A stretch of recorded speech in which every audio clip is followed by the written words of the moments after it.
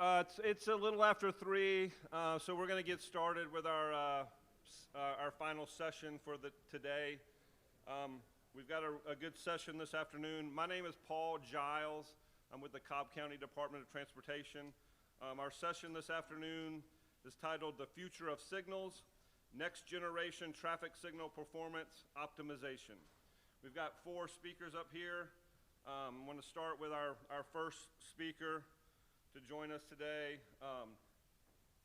Nikola Mitrovic is a senior ITS data analyst with CHA Companies out of Miami, Florida. Before joining CHA, Nikola worked as a data scientist with ITS Digital Lab at Siemens in Austin, Texas, and as a postdoc at Florida Atlantic University in Boca Raton, Florida.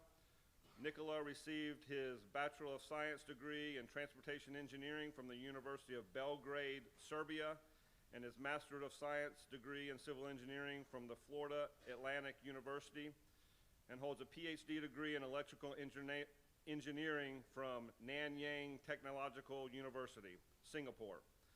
Nikola has over 10 years of experience in traffic modeling and over 6 years of experience in machine learning.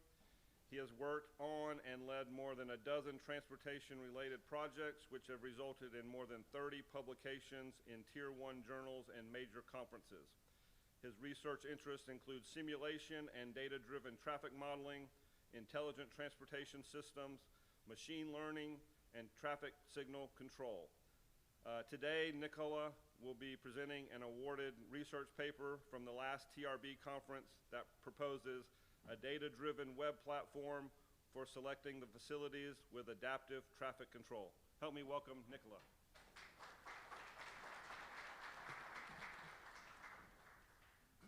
Good afternoon. Thank you, Paul, for a very kind introduction. One more session to go, so we are very close to happy hour dinner, and I will really try to make it easy to digest. So today I'll be talking about our in-house solution for selecting the relevant facilities for the implementation of adaptive traffic signals. So nowadays, it's kind of common that installation of adaptive traffic signals is usually driven by user complaints and some political decision. Most of the time, the commuters and the drivers who are usually driving the particular corridors on a daily basis, they are aware of the certain limitations, certain gaps, and certain issues along these corridors. And often they report those issues to the traffic management centers where the relevant operators, engineers who are taking care of those corridors try to do some tweaking and to change the signal control parameters to provide a better condition. Sometimes it's possible, sometimes it's not. Sometimes they even need to go further and do the major signal retiming. And then even if that solution does not help, doesn't work, and if the issues still remain and persist, then we have one solution that fits all, and this is how the adaptive traffic signals are commonly seen in traffic. I'm not a supporter of that, just to say. I'm just seeing how it's commonly seen.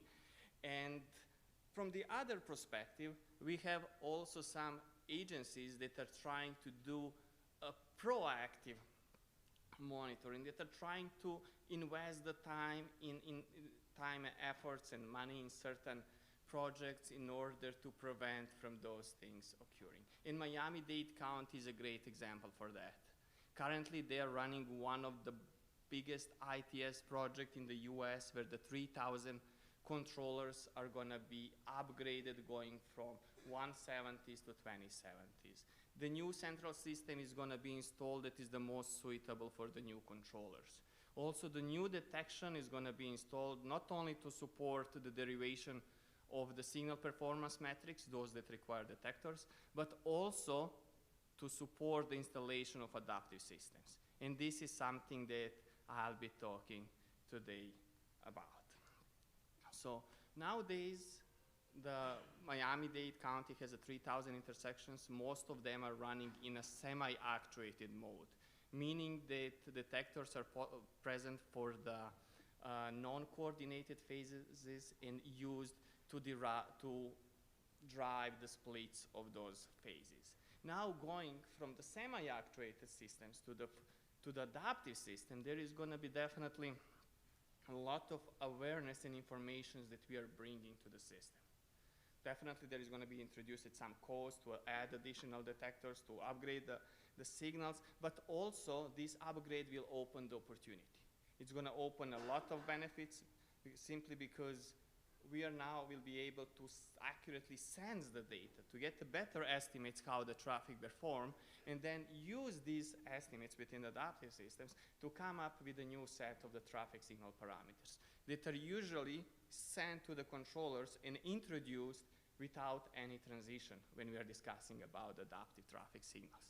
So these the new set of parameters aim to reduce the delay, reduce the number of stops, and improve the throughput.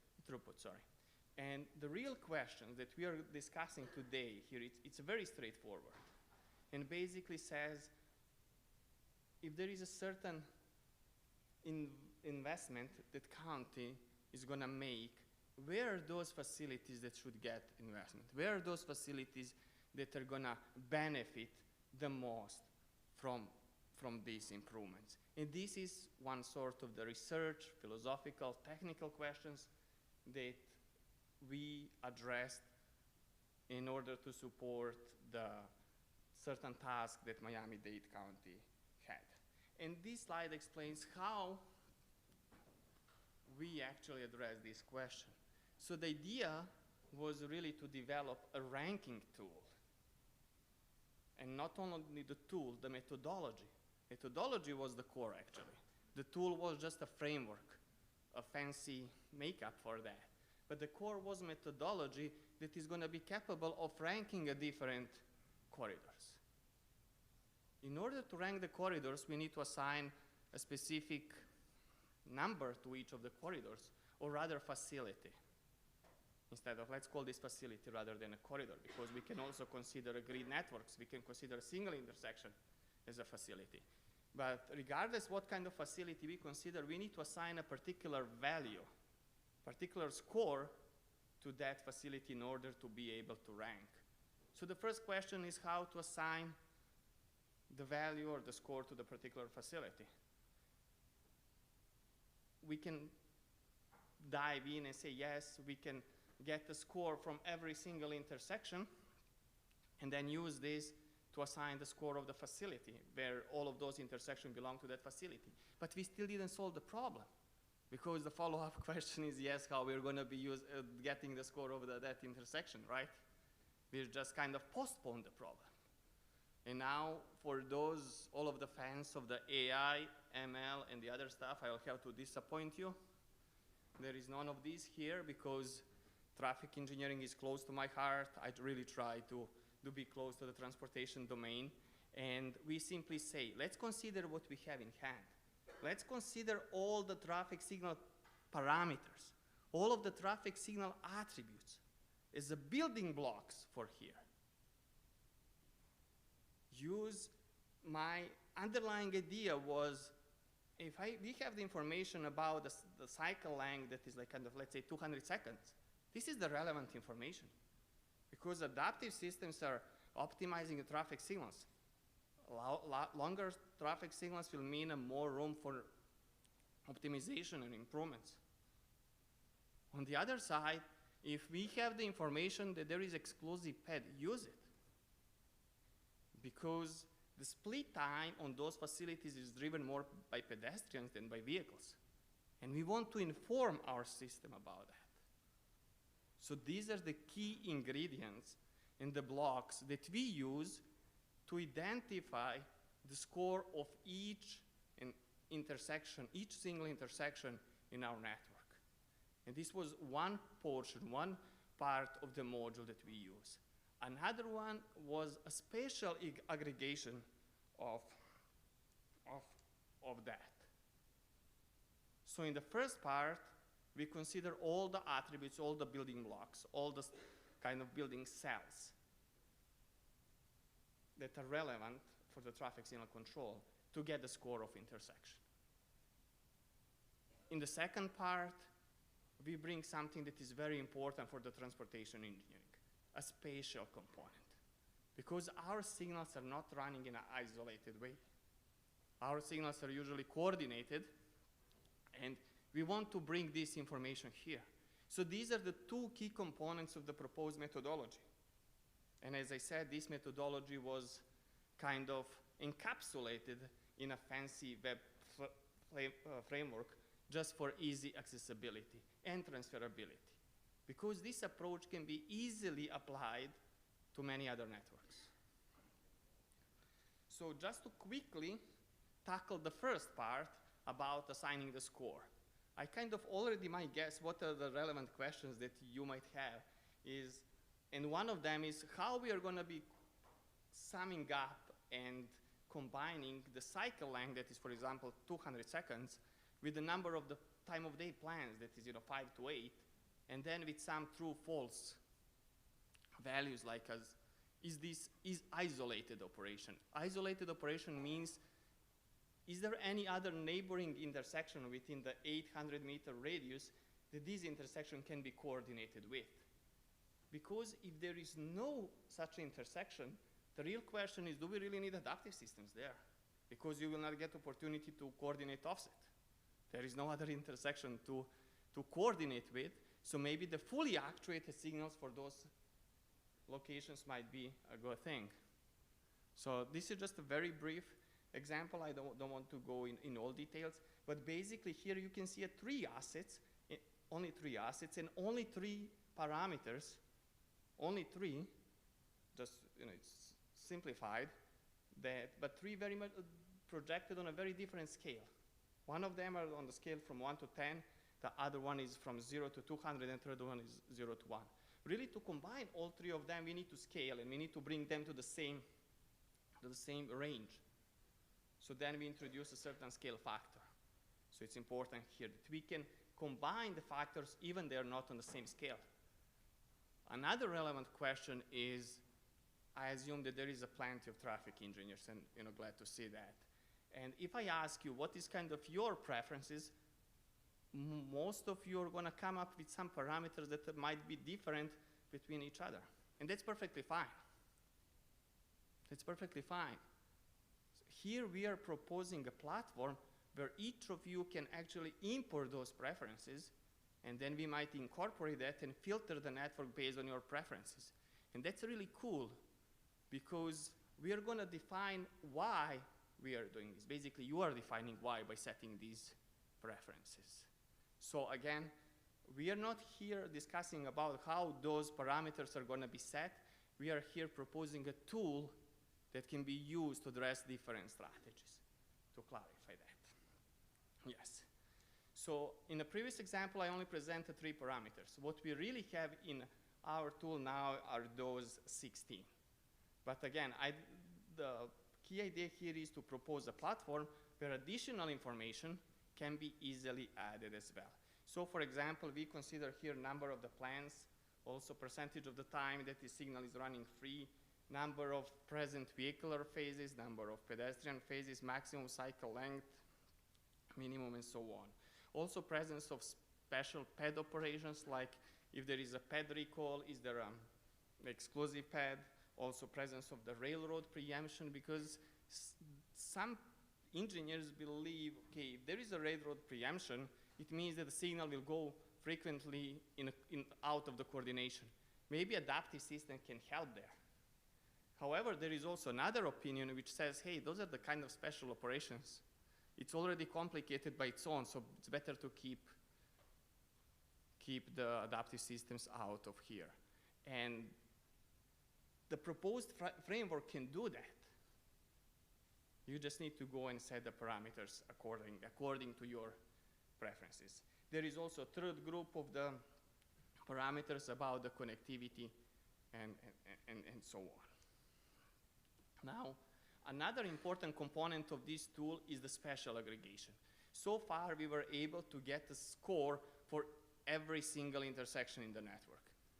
In the next step, we are going to be doing a certain aggregation. As you already know, those of you who are working with the ATMS systems, these signals are already connected, either in terms of the certain sections, either in terms of the zones, in the terms of the relevant coordinated section, corridors, or so on. We can preserve that here. We can pull this information and use to get basically the score of the section as the average score of all intersections that are associated with that section. We also want to go one step further. I know, going back to really to the fundamentals of traffic engineering, there is some tool that is more preferable than others. So here we allow users to draw the polygons, actually the facilities, in the KML network, in the KML file, and then import that in the tool. And why is that important? It's important because you can divide the network in a very flexible way. You can compare one grid network versus a single corridor. You can compare a grid network versus intersection. You can also assign a particular intersection to the multiple corridors, and then even if it's one corridor has been selected for adaptive systems, then that intersection will be there. This is very much flexible, comes from the transportation engineering, comes from our needs, and this is something that we try to embed there, and it works very well.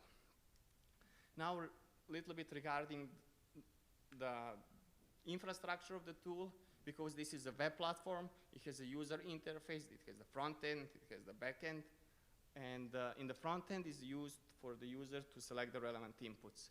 These are the 4 inputs that we are asking for the user to select. Those are the operational attributes, the relevant importance of those attributes, the strategy, how these scores are going to be aggregated, and finally the number of the installation that is going to be there. This is selected on a front end, basically on the interface. When the user presses a run button, those informations are sent back to the backend. On the backend side, these informations are used within the scoring engine. I simply explain one of those, to get the score for each of single intersections, which are then aggregated according to the desired special level. Sorry. Just a second.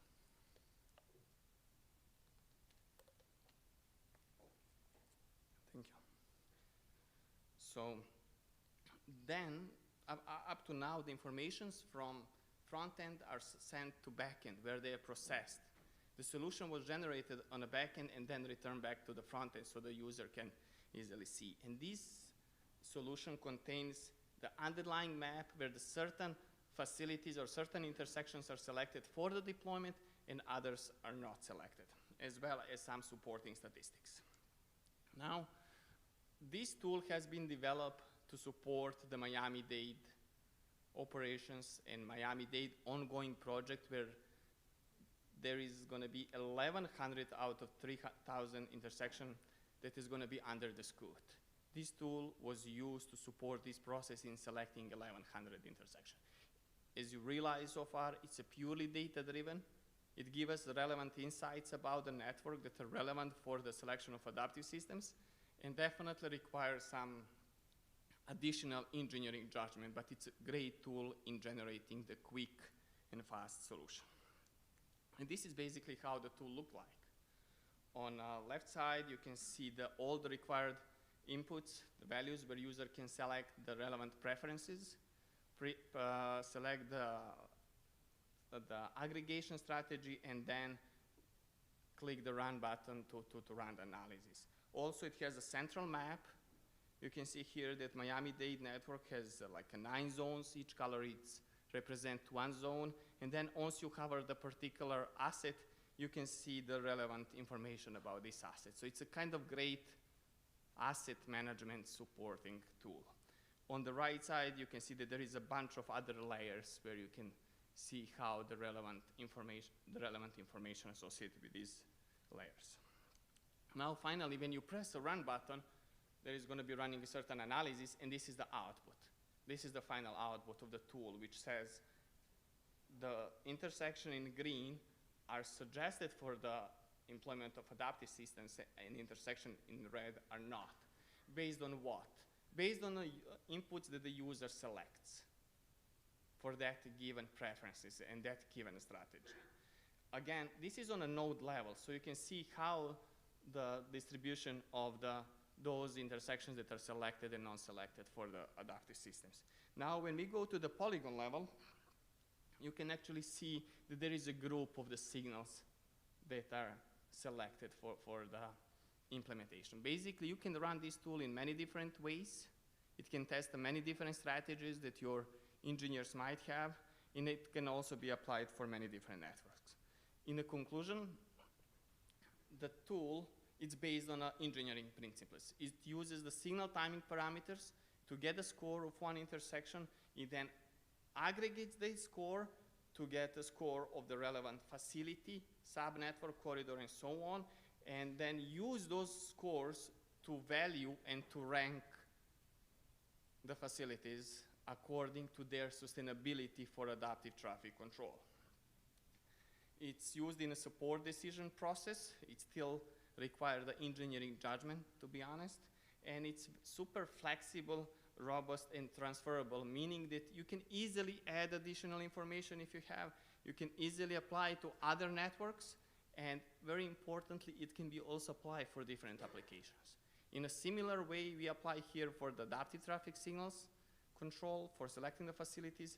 In a very similar context, they can be applied for other applications, such as, for example, inferring the relevant location for the EV charging vehicles and similar. At the end, the future work is related to incorporating additional features or attributes or components. For example, your network coverage. How is your network connection that is required for installation of the new systems can be one of the attributes, and so on. So we are also planning to test this in another network and explore the stability and the robustness of the solution, because again, the solution depends on the user inputs, and we want to see how the certain set of inputs are stable. Finally, if you want to learn more, there is a TRR publication associated with this work, and there is also a cloud solution that if you want to learn more and maybe see how this can be applied to your case, it would be great. Since I just got information that time is off, I'll have to stop here. So thank you.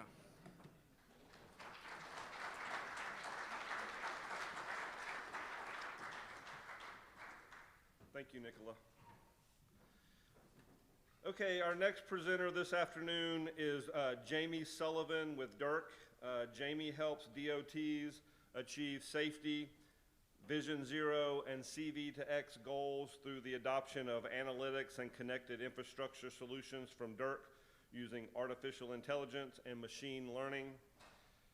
Jamie has a Bachelor's of Science degree from The Ohio State University and an MBA with a focus on information systems.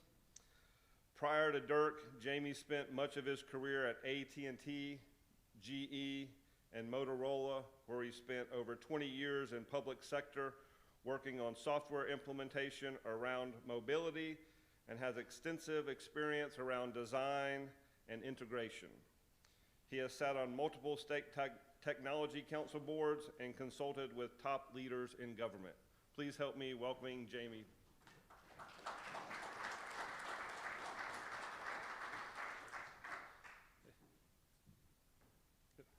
Okay, thanks, Paul. So between Nikola and myself, can you guys tell who's the engineer and who's the sales guy based on our backgrounds? I got to beef up my bio a little bit.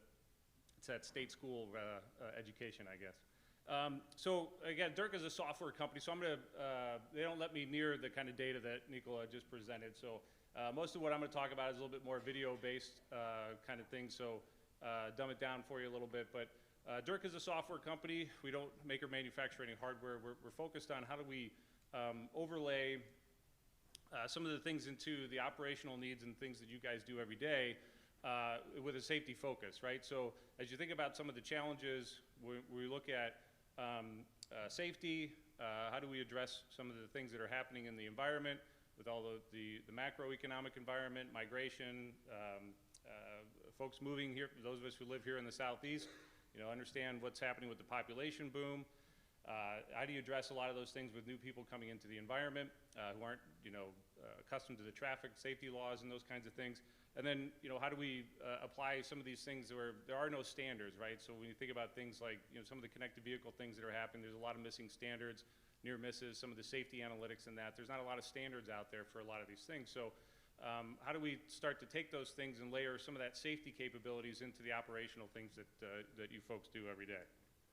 So there's an opportunity now where when you think about artificial intelligence and what's happening is to be able to collect data from a multitude of different data collection devices, right? So whether it's video, radar, LiDAR, controllers, connected vehicles, there's the ability to process that data either at the edge or in the cloud or in your environments to understand what's happening at the intersection, and then to start to create messaging and actions that are going to create desired outcomes, right? So that's a predominant focus of where the AI and the technology is going, and Jatish will talk a little bit about some of the things that they're doing, but there's a lot of it, a big focus now. I think the newer companies that are in this industry, and even some of the older companies, are all now focusing on what's happening there. All right. Okay.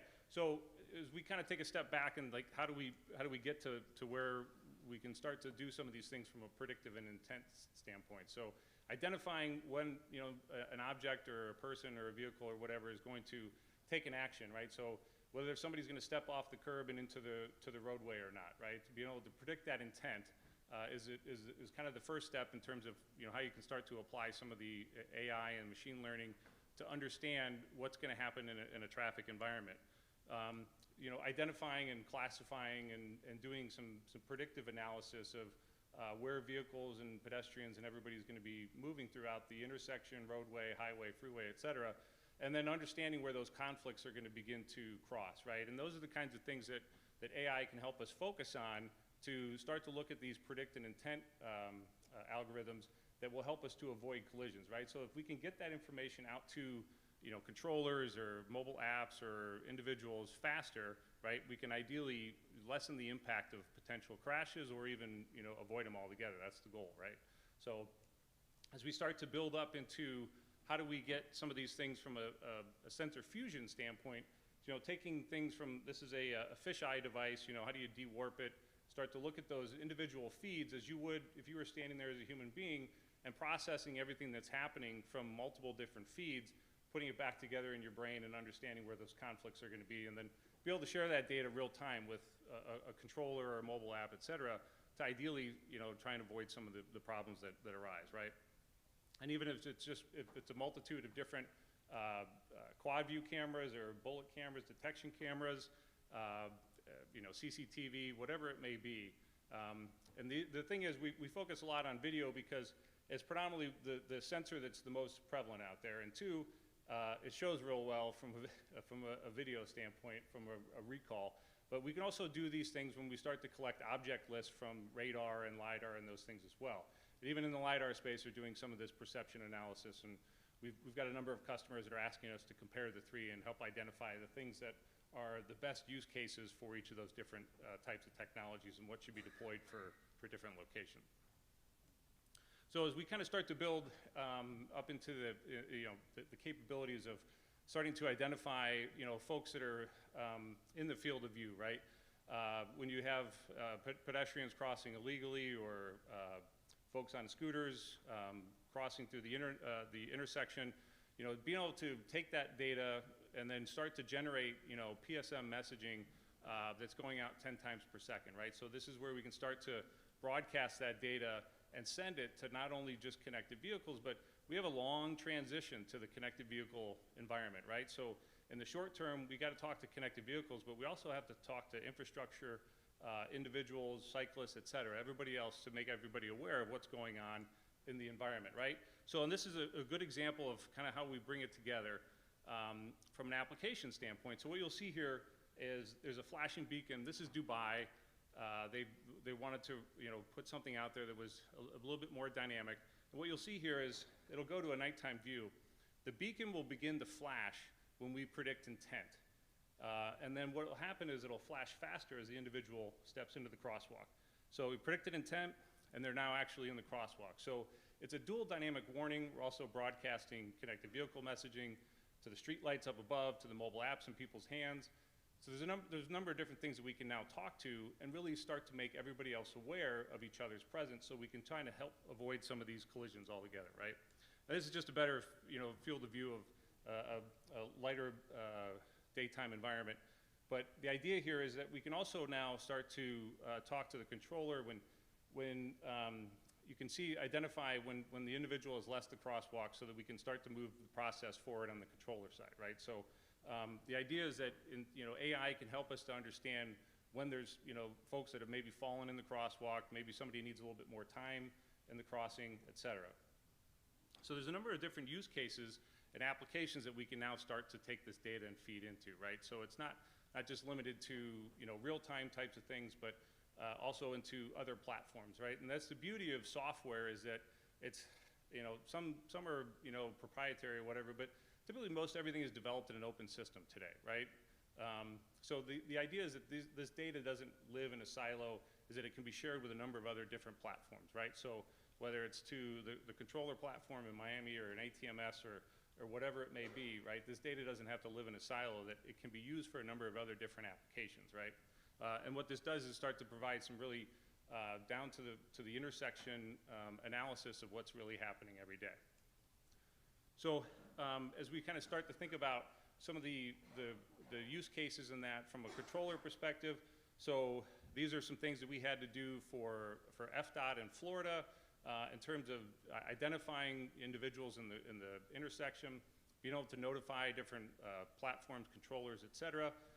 But the idea is that as we start to think about how do we take a number of different communication protocols and applications and use cases and meld them into a single platform to be able to feed all these different things, right? Same thing with the controller. As you start to think about the Q-Freeze and the Econolytes and the other folks are all basically built the logic on the back end to identify what they should do in the times of, if somebody's gonna run a red light, right? So those are the things that we can predict now and identify when somebody's gonna run a red light. So we can notify the controllers to help them to mitigate those circumstances, whether it's an extend green, all red, whatever it may be, to help to avoid some of those crashes, right? So this is the idea, is that they've built the logic on the back end. Now with the AI, you can start to use that to help on the front end to identify when these things are happening. And this is just an architecture slide of kind of how it all looks when you start to think about how all these things come together, right? And as we were talking a little bit earlier about C-V2X and that, and some of the applications that are going to get squeezed out, the nice thing about a lot of the use cases in that, they're really network agnostic, right? Or even device agnostic.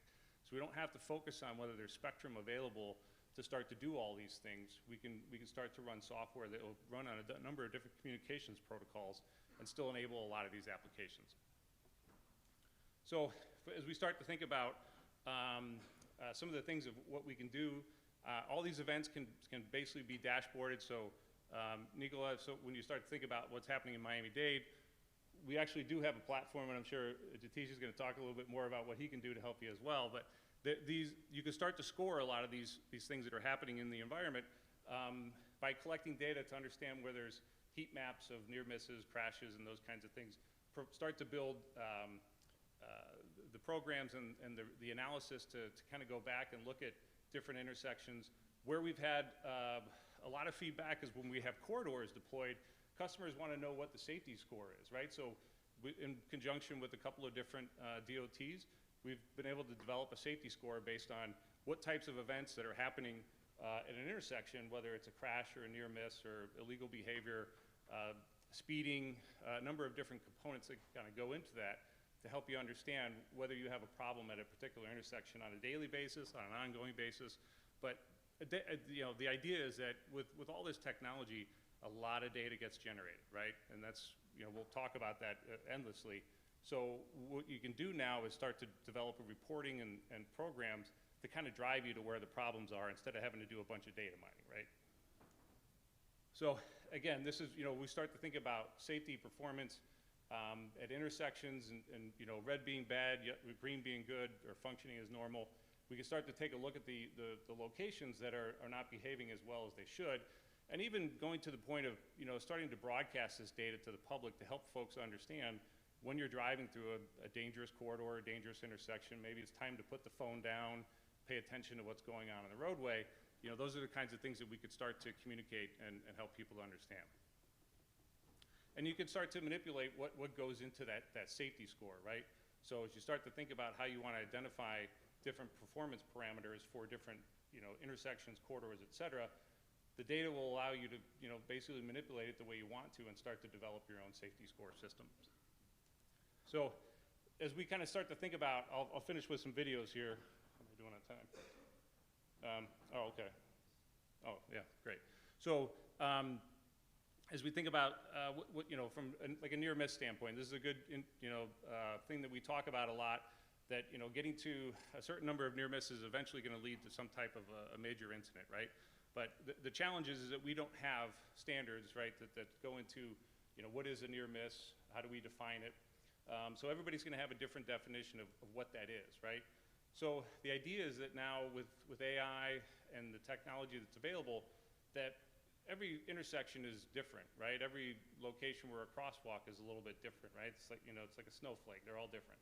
So the idea is that you can now start to use the technology to identify those locations that maybe need something a little bit different, right? So if you want to define a near miss in the matter of, you know, under so many seconds or tenths of a second between time to collision, gap time, et cetera, then you can start to do that, right? If there's speed, you know, involved. So there's a number of different things we can start to incorporate into what is it that determines what is a near miss, and then how do you define that? And then you do it on a per location basis, right? So there's you know, in a lot of these videos, these are from actual deployments. These are the kinds of things that you can now retain, and this gets into some, you know, data privacy conversations and those things that really start to drive the conversation of how do we start making the iterations towards really getting to that, you know, futuristic, where we can start to think about how do we avoid these collisions altogether. So this is a good example of, we know what the bicyclist is going to do. We can predict on what they're going to do, where they're going to move through the intersection. We know what's going to happen with the vehicle. So these are the kinds of things that we feel that from a crash perspective, we can avoid these things, right? So the good news is this individual obviously gets up and walks away, but the bad news is these are the kinds of crashes that are not getting reported, right? So we know in the places where we're deployed in corridors, the crash data is light. So you're getting fed a false sense of security in terms of numbers of what's really happening. So the idea is now we can start to look at these things.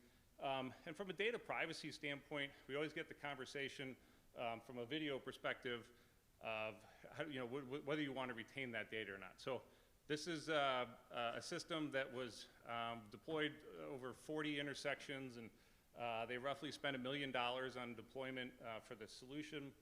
This individual sued the city saying that the signal was in a PED phase when it was actually in a vehicle phase, and this was a customer that said they didn't want to keep the video, they wanted to get rid of it. Well, the city attorneys changed their tune because it's actually validated that the signal system was actually operating as expected and saved the city. They were basically ready to write the check, right? So saved them the cost of the system on one individual event. But the other thing I would say is that if you're ever in a city where there's greenways, be more careful than you usually are, because they're very dangerous.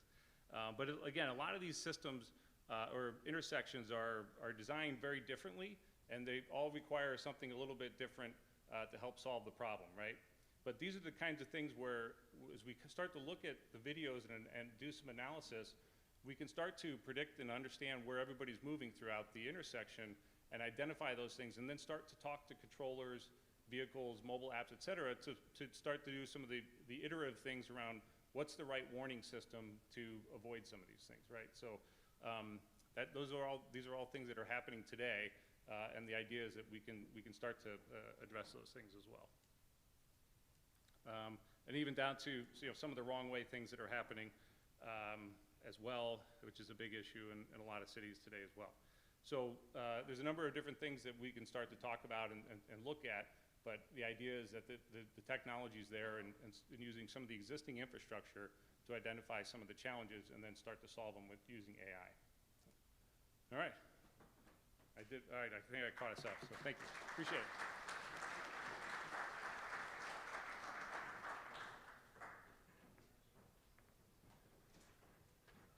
Okay, thank you, Jamie. We might have a little bit of, okay. Let me introduce our next speaker this afternoon, Jatish Patel. Jatish is the founder and CEO of Flow Labs, an artificial intelligence software company building the world's first autonomous traffic management platform. Jatish has over a decade of experience in advancing cutting-edge transportation technologies globally as an investor in the sector with Fidelity Investments and previously co-founding Alcara Technologies, a European leader in transportation data and transportation data applications. Jatish is an expert and thought leader in artificial intelligence for traffic management applications. Help me welcome Jatish.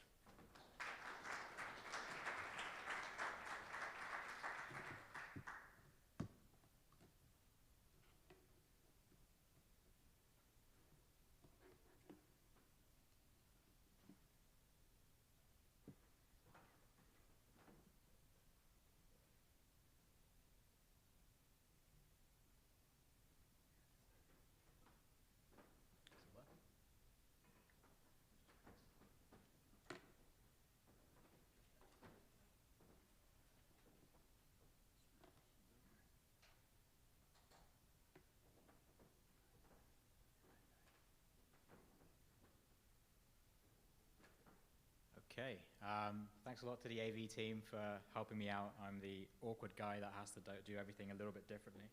So thanks for that.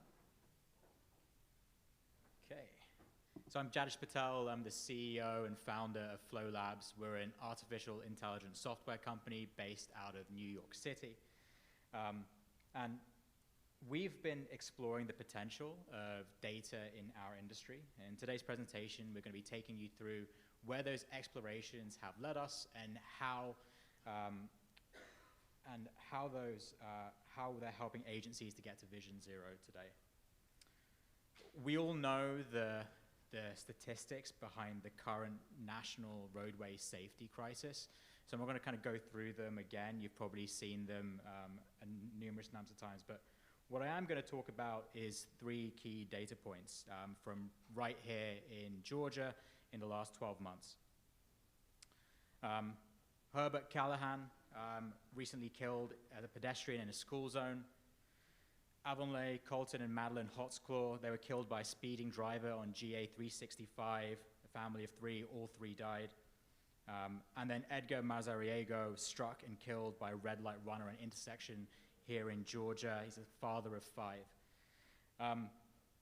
The most frustrating thing about these particular fatalities is that they could have been avoided and prevented with the technology we already have available today. So we're going to be talking through those data sets that are available and the technologies that are available.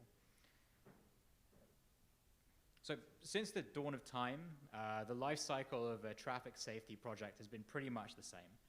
You figure out what's happening, then you figure out why it's happening, then you figure out what to do about it, you do it, and then you figure out if it worked.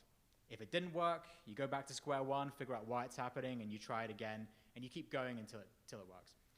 This is so crazy, it might just work, but this is not going to change for the rest of time. But what data can do is it can make this process faster, and it can make this process better. Today, agencies are highly reliant on crash and fatality data to identify traffic safety issues, especially at intersections. In our opinion, if you're looking at crash statistics, you're already too late, and this is why. At Flow Labs, we view roadway safety through the lens of this, what we call the safety funnel. What this shows from left to right is that you have all vehicles. Some of those vehicles drive in risky ways. Some of those vehicles have to take an evasive maneuver. Some of those vehicles end up in a near miss. Some of those vehicles end up in a crash. And some of those vehicles end up in a fatality.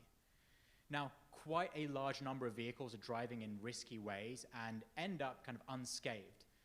And actually, really, the only reason they end up unscathed is because they're lucky. Rather than focusing on a few of the unlucky road users, we should be really looking further up the funnel to really understand how the system that we are building is actually allowing road users to drive in highly risky ways.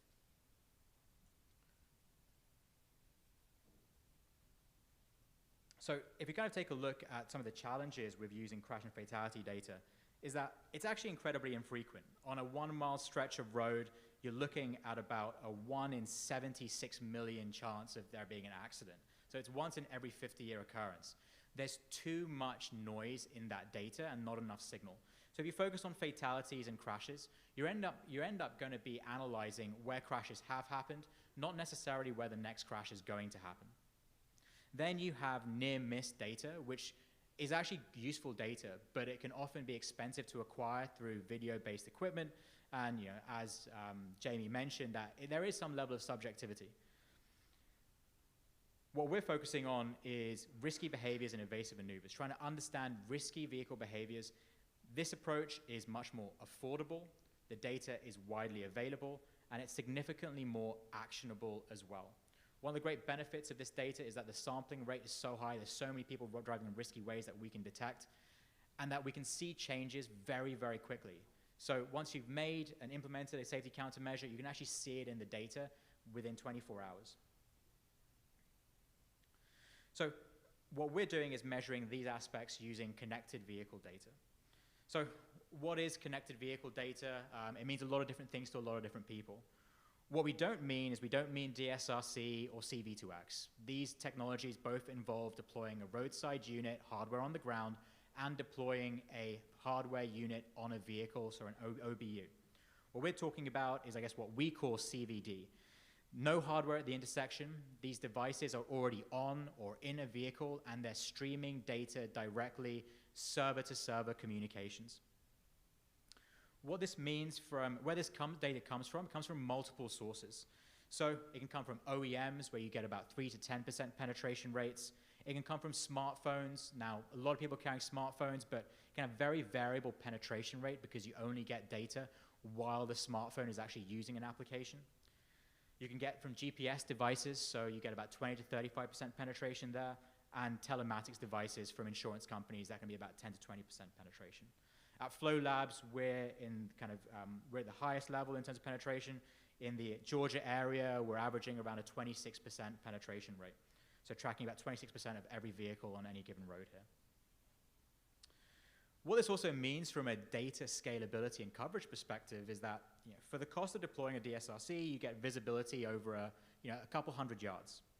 CV2X actually increases that visibility a little bit, but then when you look at CV2X, when you look at connected vehicle data, you get coverage over a large region at the same cost. So it's significantly more cost effective. Additionally, at Flow Labs, what we then do is we take this connected vehicle data and we combine it with other data sets.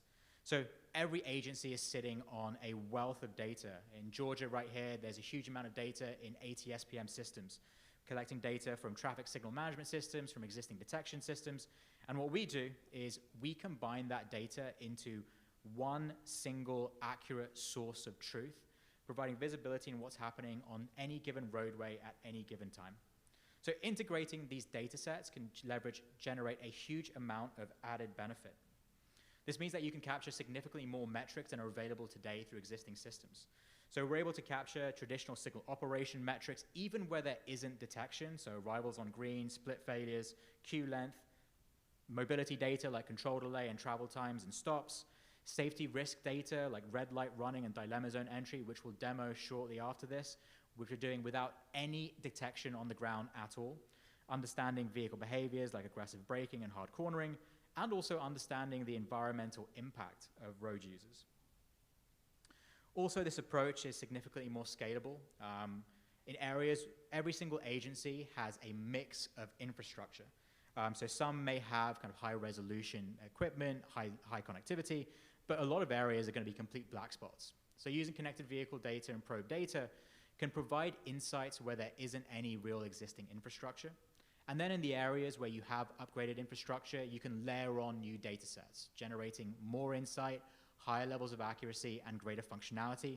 And then at the highest resolution data, you can do high resolution safety applications and advanced decision support capabilities. So we're going to take you through a few different applications of how this data is being used today. So taking a look, going beyond the intersection, speeding is obviously a major safety issue and responsible for 29% of roadway fatalities. Today's methodologies of understanding kind of suitability of speed limits and assessing speeds requires going out into the field with speed guns for days or weeks at a time, capturing enough vehicle data to be able to understand the distribution of vehicle speeds. However, at Flow Labs, we're able to generate this data across an entire region extremely quickly, being able to capture that and heat map that, and also being able to provide a clear picture of every single road segment that's actually a high-speed area. So I'm just going to take you through kind of examples. So this is what it looks like in the platform. Apologies for the dark screen. If you can't see it, just contact me later and we'll kind of give you a more in-depth demo. But here you can see all of the roadways in this region listed, including all of their key data, understanding roadway volumes, their existing speed limit, speed distribution, the difference between the 85th percentile and their speed limit, so they can identify the suitability of existing speed limits at scale without ever having to send anyone out into the field. On top of that, we're capturing information like speed limit violations and severe speed limit violations so that agencies know where to deploy scarce highway enforcement staff to get the biggest reduction in speeding behaviors. Let's take another major example that's actually pretty prevalent in the state of Georgia, red light running. It's a pretty big, about 928 fatalities a year caused by red light running. Pedestrians and bicyclists were half of that number and sustains a lot of injuries. It's a higher chance of being injured or killed in a red light running crash compared to others. In my home city of New York, we saw a 43% increase in red light running in 2021 alone. So it's a big emergency across the country. In terms of the data that agencies need to understand, they need to understand red light running numbers at a start point, but they also need to be able to distinguish between red clearance running and severe red light running. So severe red light running would be vehicles that run a red light during the full red when there's a potential for a conflict in green. Vehicles that run a severe, do a severe red light run have about a 19 times higher crash risk than red clearance runners. So not all red light running is actually the same. So it's important to be able to distinguish.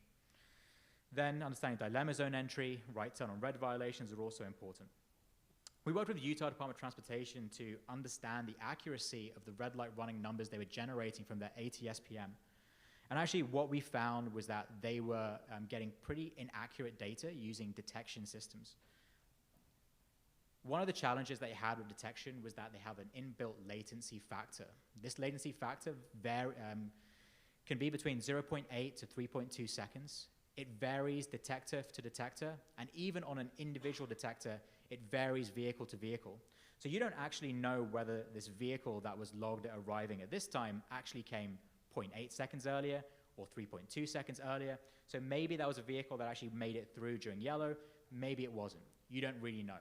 So that reduces your ability to really assess red light running in a given region. And so what we did was actually use connected vehicle data instead. So at Flow Labs, what we've been doing is combining connected vehicle data with signal data from SPMs to be able to get a deeper and more rigorous understanding of what's happening from a red light running perspective. This is our proprietary red light running diagnostic chart. This curve here shows the typical vehicle arrival pattern at this approach. The colored bars show vehicles that are going through the stop bar and what phase they're going through the stop bar on. So as the time from yellow increases, more and more vehicles are stopping ahead of the stop bar. However, given the risk profile, the speed profile, reaction times of vehicles at this approach, still a lot of vehicles are still going through the stop bar during red clearance and during red. So what this diagnostic allows you to do is actually measure the difference between red light running and severe red light running. Also identify quick and simple remediations. So here, a couple of options here are to increase the offset, so reduce the number of vehicles that are actually arriving on yellow. Another option here is to actually increase the red clearance from 1.9 seconds to 3 seconds and convert all of these severe red light runners into red clearance runners. Whilst the red light running total number won't change, it'll reduce the crash risk profile of the specific intersection. So again, this can be done without adding any new hardware to the intersection. Another major growing problem for a lot of urban centers is pedestrian and bicycle safety. For decades, we've been focused on how do we get more vehicles through our roadways and through our intersections, and that's the data that we've been focused on. And for many agencies, that's the only data we have access to. So we continue to get forced to just optimize the data that we have. Pedestrians and bicycles are 19% of all traffic fatalities nationally, significant numbers of deaths and injuries on our roadways. At Flow Labs, what we've taken is the approach of using smartphone data to be able to understand pedestrian safety risks in conjunction with existing push-button data. So what that looks like today is that for any given intersection, let's say this particular pedestrian movement, we can assess pedestrian activity using smartphone data to understand whether there's a high volume, medium volume, low volume, or zero volume pedestrian crossing. Then what we're doing is we're combining that data with our connected vehicle data to look at all of the conflicting vehicle movements with this pedestrian movement and identifying where the biggest risks to pedestrians are coming from. So here for this pedestrian crossing, you have conflicts with the right turns, the through movement and the left turn here, and the through movement here. And here we've been able to assess that the phase 5 left turn and the phase 7 left turn are the most dangerous for these pedestrians. Why? Because vehicles are running red lights, they're aggressively accelerating, and they're cornering extremely hard through that turn, leaving these road users extremely vulnerable. What we're then able to do is be able to provide a clear picture of what's happening and where vulnerable road users are the most vulnerable to existing vehicles.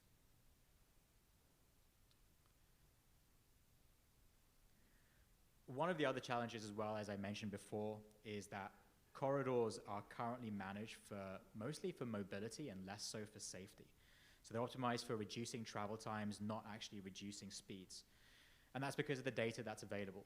So at Flow Labs, by making this data available to engineers, they can now make assessments about those trade-offs that they're making and include safety in the discussion as well when they're optimizing their traffic signals and their corridors. Earlier this year, we conducted a study of an adaptive traffic control system deployed in Maricopa Association of Governments on the Olive Dunlap corridor. They were able to use the Flow Labs platform to assess the speed and safety trade-offs. Whilst we did see high reductions in travel time of up to 14%, we also saw severe speed limit violations go up by 17% across the corridor. Hard braking increased and aggressive acceleration increased by about 14%. With this information, it allows them to better tune their system to be able to make that trade-off and to fine-tune it so that they can actually optimize for both safety and mobility. At Flow Labs, we're actually taking it a step further by using our signal optimization platform to optimize for safety as well as mobility. The way that we're doing this is through our Optimus platform. And what really this changes is that for most engineering systems, for engineering tools, they're used to optimizing for safety and they use AI as a bit of a black box system. What that means is that engineers don't really know what the AI is actually doing and also can't really tell what the algorithm is doing. So at Flow Labs, we kind of change that conversation a lot. We allow the engineer to be able to constrain the AI, to actually set the AI in the way that improves safety. So for here, you can change the objectives, you can increase the safety dial, update it, and generate a full or optimized timing plan for this corridor. You can not just see what changes the AI is making, but also see exactly what the impact of these changes are going to be, so expected improvements in safety and mobility. Then taking a step further, using this data, one of the key endpoints of the process is figuring out whether your safety measure worked or not. And so for the agencies, that's a very big challenge. Sending people out into the field again after you've spent a lot on the project in the first place can add a huge amount of cost and time to an endeavor. So Flow Labs, we use our litmus tool to make it super simple. You can take any project. So this was one that we did previously, a signal timing project we launched on the 19th of May. You can quickly and easily generate a full report on the impact of this. You can see that travel times went down across the corridor. Split failures went up, but progression improved. We saw a shift from of delay from the main line to the side street, a reduction in environmental impact, but massive improvements in safety. So reductions in red light running of around 30%, reduction in dilemma zone entry of about 46%. All just with work that was done in about 5 minutes. So really huge improvements across that corridor with very, very little engineering work and engineering time. So that's kind of where we have been and what we've been able to do with agencies. So Utah Department of Transportation was able to see a 51% reduction in red light running through our timing plan optimizations. But we're taking this a step further. What we're going to be doing over the next few months is actually adding more heat maps and more predictive capabilities to our platform, combining crash and fatality data with behavioral data to predict where the next crash is going to happen, and providing deeper analysis at a regional, roadway, or intersection level so that engineers can see exactly what the root cause of every safety issue is. Then we're going to be taking it even another step further, going beyond the intersection. The Federal Highways Administration has released a list of 28 proven safety countermeasures. And so what we're going to be doing is embedding this into our platform and using AI to be able to help agencies understand automatically exactly where these countermeasures can best be deployed across their system. And then another area with extremely high penetration rates of connected vehicle data, we're now moving into real-time applications. So you'll be able to, in real time, be able to identify congestion and safety hotspots, identify incidents quickly so that engineers can deploy flash plans, and really moving to seamless real-time safety management. So just as a summary, data-driven systems are safer systems. You can capture valuable safety measures from probe data sources, identify the biggest safety issues, identify the root causes, identify signal timing changes that can improve safety, and quickly measure the impact of changes so that you can iterate to successful outcomes. You can also leverage this data to fund future safety projects and sustainably improve safety. So as I mentioned, as I started the presentation with a few data points, I think what's important to remember is that the data to improve safety and the technology is already available today, and it can help prevent one of our loved ones from just becoming another statistic. If you want to find out more, get in touch with us. Here are my contact details. We're also recently on an on-call with GDOT with Arcadis. So if you do want a demo, or you do want to find out more about us or a pilot project, get in touch with us, and we're more than happy to provide you more information. Thank you.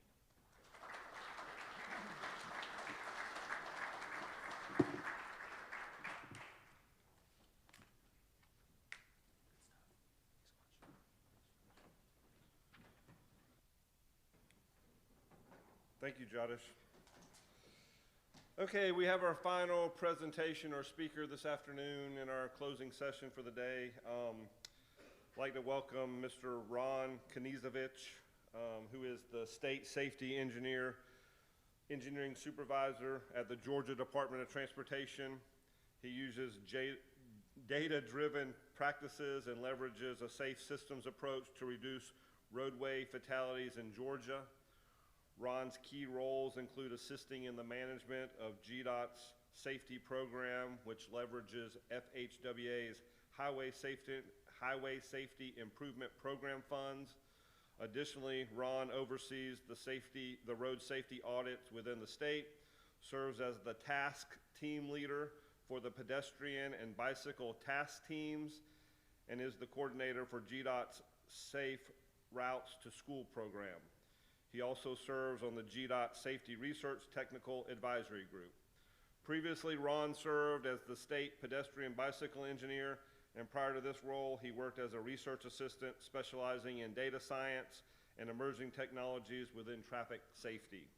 Ron strives to utilize innovative and proactive approaches to reduce roadway fatalities in Georgia. Please help me welcoming Ron.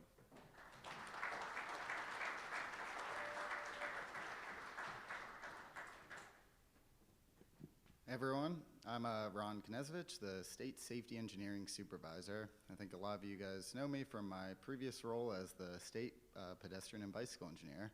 So I swear this presentation is about data, but is congestion a good thing? So 3 takeaways before I get started. One is to reimagine how we think of performance metrics of a transportation system. 2, consider the multimodal experience as well as safety for all roadway users when assessing those signal performance metrics. And then finally, video analytics are a new tool that can be leveraged to assess these data. So 3 notes before I get started. The video that will be presented in this is not owned by GDOT. We do not retain this video footage. It is owned by the vendors who collected this. 2, we are vendor agnostic right now. There are many, many near-miss vendors out there. I encourage all of y'all to get on board and participate in these studies here. This one was participated with Transoft as well as AECOM and all traffic data, all working together to do this near-miss analysis that we're getting started with. So the outline today will be first to reimagine that transportation systems performance. Then we'll go into some multimodal safety-based performance metrics. And finally, a case study within GDOT District 7. And then a few upcoming studies that I wish could have been completed today, but will hopefully be completed by next year's. So going into the first part. So a quote from urban planning professor Brian D. Taylor in city planning. So stuck in traffic, experts say that's a good thing. Concerned citizen responds, "Dear Professor Moron, I don't know what planet you live on, but it must be a pretty stupid planet." So it's tough to imagine congestion as a good thing, but there is reasons to believe that may be true. First, 77% of our pedestrian fatalities happen at night or in not lit conditions. This is outside of those peak hours when congestion is at its highest, but when traffic is in free flow and speeds are at their highest. Additionally, lighting is a concern with that too. We also know that in the COVID-19 pandemic, risky driving behaviors increased our crashes by about 37%. So this was a study we did with the Governor's Office of Highway Safety that goes to impaired driving, staying focused and awake while driving, but 46% increases in speeding-related fatalities happened at that start of that COVID-19 pandemic. So imagine a different type of transportation system. You'll see, I guess, on your left, my right, we see a transportation system in free flow, traffic speeds at their highest. See the businessman saying, perfect transportation system here. But then on the left, you see a very congested transportation system with a multimodal view. Well, which transportation system is better? It's up for debate, but my opinion is the congested one where speeds are much slower and the business is thriving. So how do we assess that type of transportation system? Well, you need a multimodal safety-based metrics to add on to our current traffic signal performance metrics. So we've seen this figure, I think, about 3 times today. I think I saw an iceberg. We saw a funnel in the last presentation. I'll show you a pyramid now. So crashes make up a very small proportion of our total traffic events, especially those fatal crashes, which are the real concerns. So conflicts we have a ton more data when it relates to conflicts. So post-encroachment time is one way we can assess conflicts, which is simply the difference in time between a roadway user leaving a conflict area and another roadway user entering that conflict area. It's just a little video to show how that works. You see the bicyclist coming through the intersection, and at that point of collision, about 0.74 seconds later, a vehicle passes through. That time is the post-encroachment time. Then we have timed collision. So the time before a vehicle collided if they were to continue at their present speed on the same path. So the difference there is usually that involves a harsh braking movement. We see this kind of data in vehicle events or conflict detections from vehicles where the harsh braking activates in that vehicle. So you'll see vehicle manufacturers refer to this metric a little more often. Then we know that conflicts aren't the only thing that matter, but we have speed too.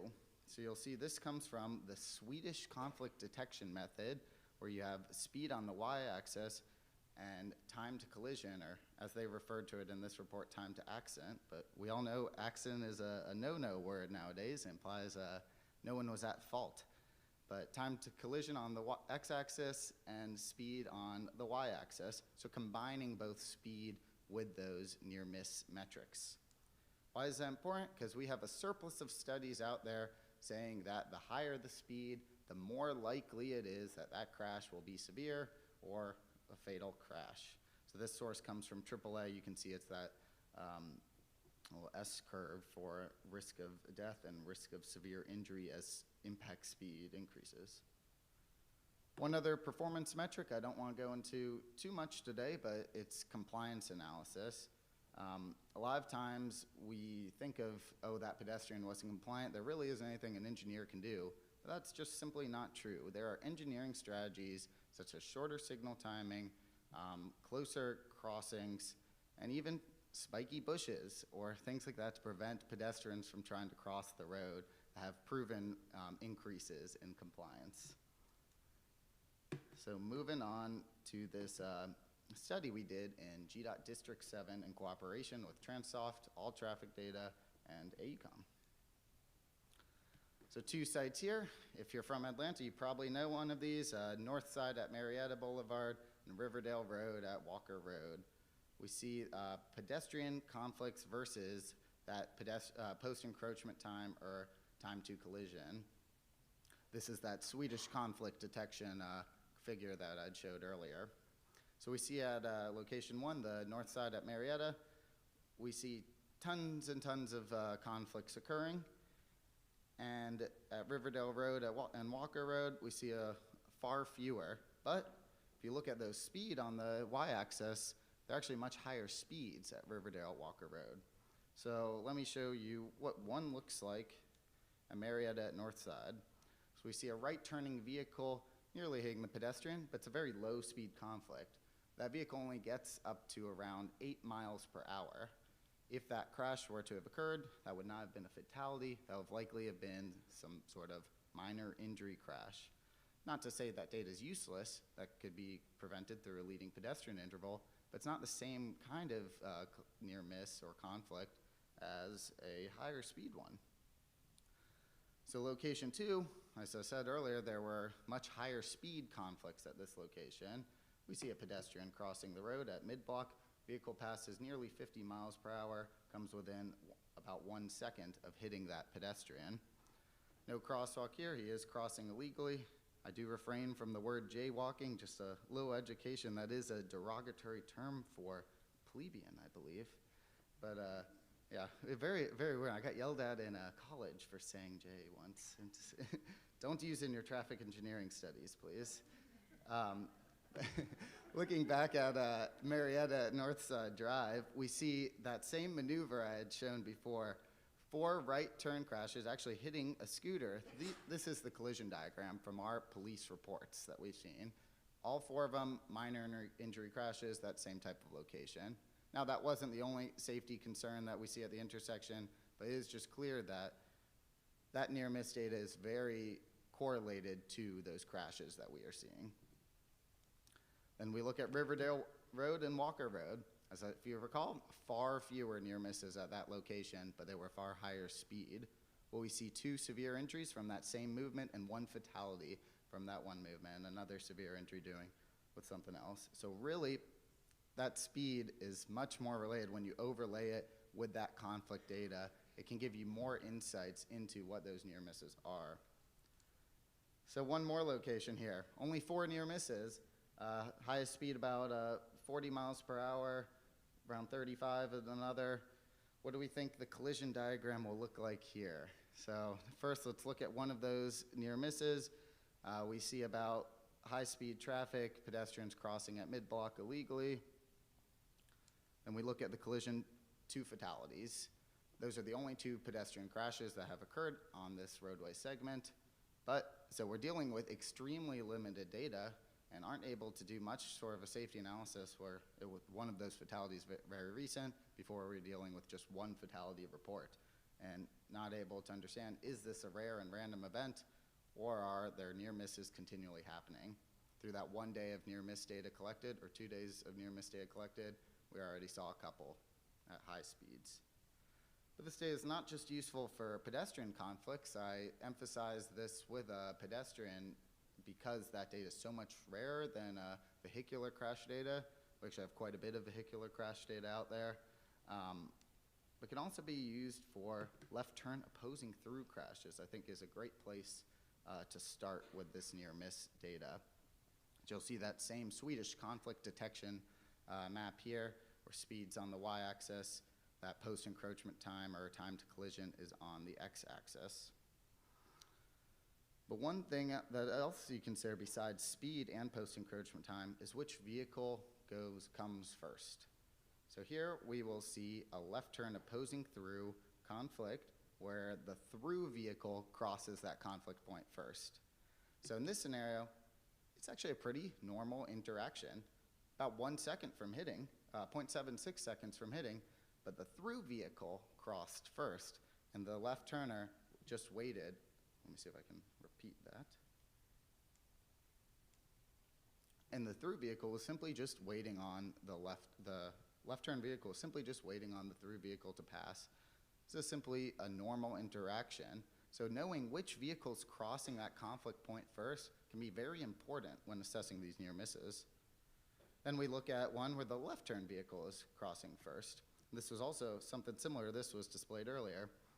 You see a left turner come, about less than a second later, the through vehicle comes through. 1 second later, that crash would have occurred and could have potentially been severe. So why am I recommending the left turn opposing through crashes specifically? Well, we have a policy that will hopefully be guidance eventually on using that crash data for protected left turns. If you have more than 5 crashes within 24 months, we need to have a protected left turn out there, or at least by time of day. So the problem with that is crash data is very limited. Are we really going to make an assessment of not putting up a protected left turn just because there wasn't a crash in 1 hour? Well, these near-miss data, we put a camera out about 48 hours, 45 left turn opposing through crashes. That gives us way more data to make an engineering assessment on when we should program that left turn opposing through, or protected left turns signalization. All right, so that was the case study we went through. Now, a couple of upcoming studies that I know a lot of people in this room are actually working on. First, using that set of data that we're currently processing, data's been collected, to develop a safety performance function, some type of risk score, using that conflict speed, the number of near misses, which roadway user arrived first, and maybe more. I'm open to as many suggestions as you guys have, doing predictive analytics, developing some sort of model. Next, we have our pedestrian hybrid beacon study. And first objective of this day, we actually have quite a few. One is to see if that Z crossing or that staggered crossing encourages compliance, and how big is too big for that staggered crossing. So if you're not familiar with why we make a weird Z in the roadway, it's because it forces a pedestrian to look both ways before crossing. But sometimes perhaps it's too big of a Z. Next, looking at timing. How long is too long for pedestrian to wait before they push that push button and they're going to walk non-compliantly? Recognizing we're not going to fix compliance perfectly with just timing, but we could potentially improve it. And then third, looking at different staging of those signalizations. So do we want to stop both signals at all at the same time? Do we want, for a one-stage crossing where the pedestrian has enough time to cross in one go? Do we want a two-stage crossing where the pedestrian has to push the push button in the middle? Or do we want a two-stage crossing where the other side of traffic is allowed to proceed with green while still having to push the push button in the middle? And then a before-after study with some of those PHBs.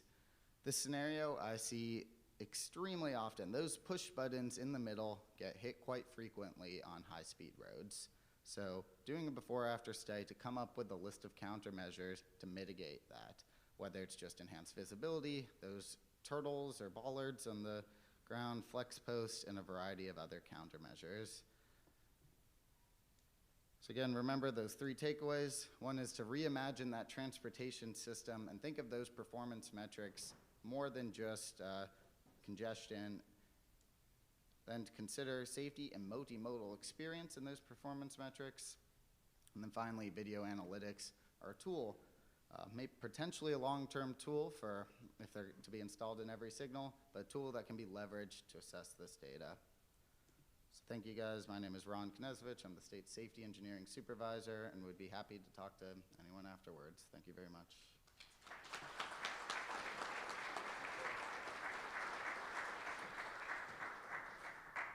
Okay, thank you, Ron. Okay, now the floor is open for any questions that y'all may have for any of our panelists.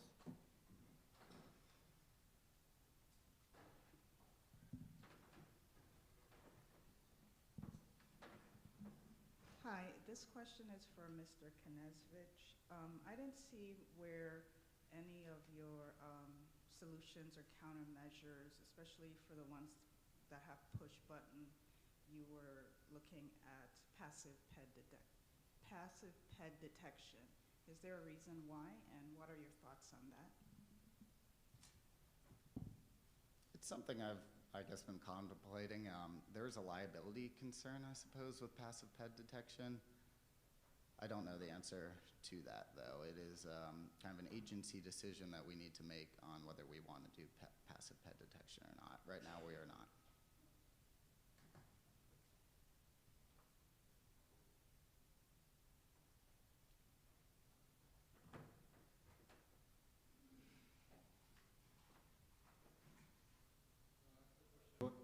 Quick question about the adaptive system. Do we have some key takeaways for the adaptive system? We don't see it often here in Georgia, but I saw some of them in Florida. So, and how's the algorithm developed? Is it fully AI, or it's kind of like a manual input and then kind of like training the model and developing it, or it's just leave it up to the AI to develop the signal plans and just to implement it? So how this thing works? It's about the adaptive system. Sorry, that was for me, right? Not actually. It's gonna be Nikola. Actually, I was also expecting this question for you, since it's about the AI. No, this one is purely based on traffic engineering principles. So the core components, all of the core traffic signal parameters, we were able to extract from the signal timing plans, basically from the ATMS. And now those core components were used in the grading system. The only thing that we need, actually it's the responsibility of the engineer to assign the weights to those core components. So there is no AI, it's a TI, engineering, traffic engineering intelligence, to clarify that. The thing that we were kind of promoting was a platform that allows that. Each traffic engineer to test a particular solution, meaning, for example, multiple time of day plans, meaning that traffic fluctuates. I want to see in the network where are those corridors where the traffic fluctuates more. So you plug there and then run the system tells you color these, the green and red. Green means those are the facilities that you are looking at. Some other engineers may come with different strategies and investigation. The tool can deal with that. So this was the point. No AI, the traffic engineering principles and logics, the domain knowledge. Thank you.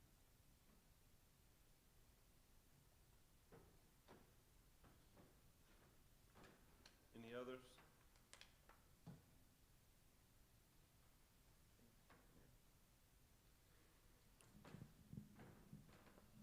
This is for any of you, but I think it's kind of the interesting piece of that near miss versus, we obviously have, crash data is very limited because it is infrequent compared to near misses. Do we have enough data to really understand what that conversion is? What percentage, if you include near misses and crashes, what percentage are actually going to be a crash if you see a near miss? And then if you think of conflict points, at what point it's if you have 100 conflicts, how many crashes do you expect? Or is that still unknown or, you know, kind of part of the data that we're finding? I think I think we're a little bit away from that, not that far. The challenge is that fatality data is widely available. It's, you know, it's pretty easy and verifiable. Someone's died, someone's not. Crashes is also a difficult one because most of the statistics that we use are based on just reported crashes. So we're even excluding quite a large number of crashes that aren't reported at all. So there's a challenge there. With near miss, that data is good, but the challenge for that is the technology is still relatively new. There isn't really that wide coverage to get scale of data. And even in the areas where it has it deployed, there isn't even that long-term data, especially when you kind of compare that to the long-term data you need for crashes. So I think it's, you know, everything has to start somewhere. It's going to improve over time. I think that the first generation of crash prediction models are probably going to be relatively vague, but they may end up being, you may see some insights from them. They won't be, you know, 95+% accurate or anything. So I think that's probably the way that we should think about it.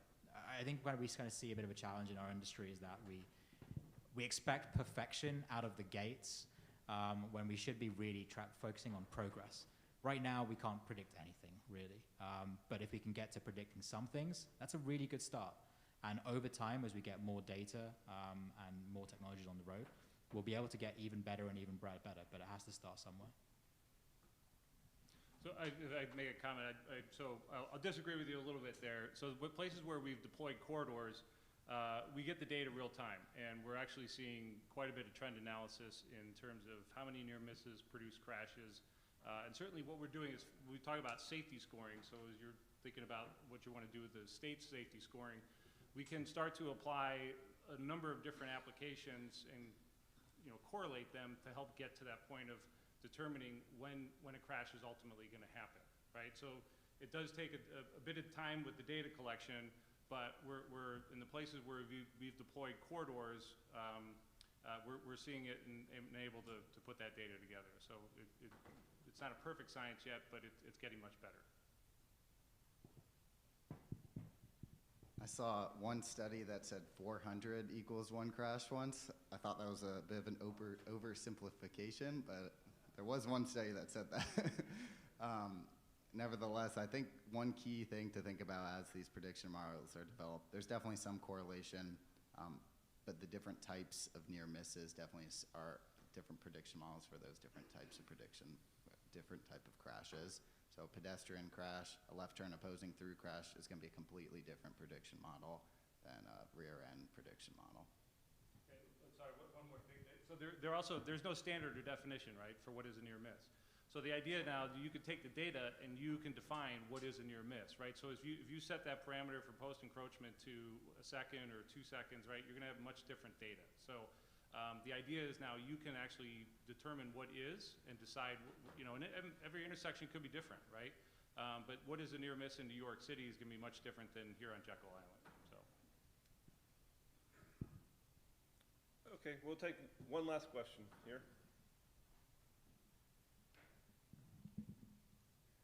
Hey Jatish, so this question is for you. In one of the slides you said that one of the solutions to red light running would be to extend the yellow.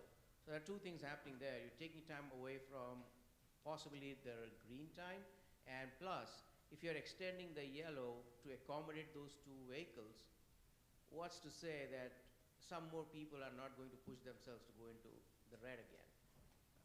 I guess I said that we extend the red clearance. Slightly different. I mean, there's different impacts for changing red clearance versus changing yellow clearance. I think what we've seen is a better impact from adjusting red clearance and a short-term impact from adjusting yellow clearance. So road users eventually kind of adjust to it. Again, you know, I think one of the challenges as well is that it's still actually pretty debatable as well, the impacts of red clearance changes and red light running changes. And I think that's kind of one of the things that we're trying to change as well, that by being able to capture that data and being able to show you, now you can actually make those assessments and see, 1 month after, what was the benefit, what was the change? Did they actually acclimatize after 3 months or 6 months or 12 months? And putting those tools in the hands of the engineers so that rather than relying on one anecdote you heard from an engineer 5 years ago, 200 miles away, you've actually got your own data and you can say, hey, this worked here, this didn't work here, this worked here, this didn't work here, and you can test and verify. I guess part of it, I don't see it as an exact science. We are seeing some improvements there, but yeah, the data will kind of allow us to kind of see the truth about what does and doesn't work and get us a bit more accurate on that. Okay. Let's give one last round of applause for our panelists. I guess the next event on the schedule for this afternoon will be the happy hour from 5 to 6 on the veranda. I don't know, Holly, do you have any announcements that you want to make? Yeah, really quick, guys. The dinner, this is a really quick turnaround, so let's go ahead and get out of here as soon as we can and get all of your belongings and garbage. And dinner is or happy hour is 5 to 6 right out here. And dinner is back in here. Bring your tickets to get in, okay?